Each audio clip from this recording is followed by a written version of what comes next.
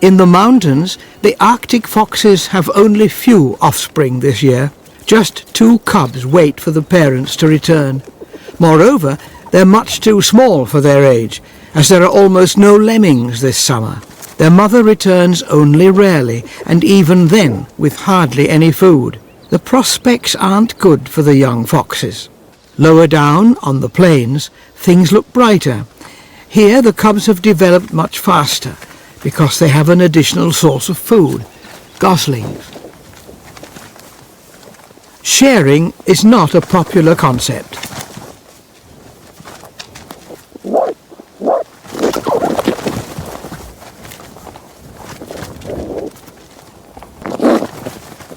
As so often in life, if 2 cannot agree, a third profits.